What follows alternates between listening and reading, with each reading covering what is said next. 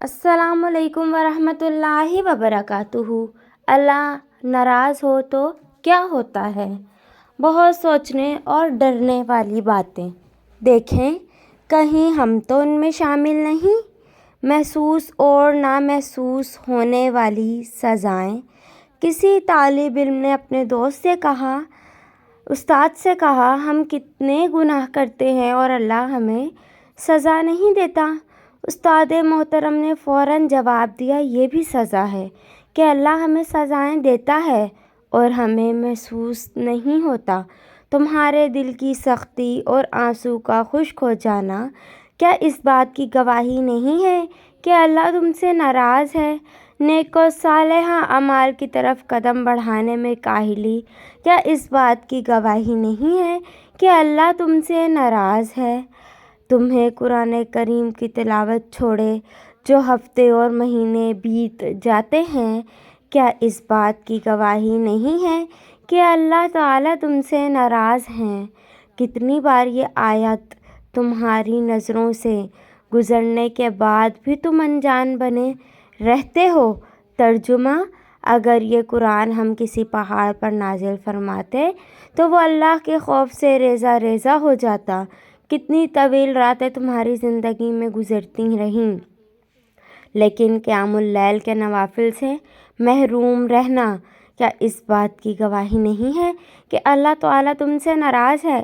کتنے خیر و برکت کے مواقع تمہاری زندگی میں آئے، رمضان، عید، تمہارا غفلت اور گناہوں کی دلدل میں غرق رہنا کیا اس بات کی گواہی نہیں ہے کہ اللہ تعالیٰ تم سے ناراض ہیں؟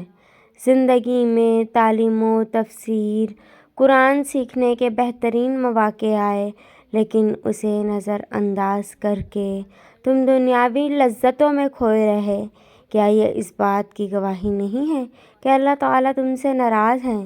کیا اس سے بھی بڑی کوئی سزا ہو سکتی ہے؟ نیک عمل تمہیں بوجھ جیسا کیوں محسوس ہوتا ہے؟ اللہ تعالیٰ کا ذکر کرتے ہوئے زبان کیوں لڑکھڑانے لگتی ہے؟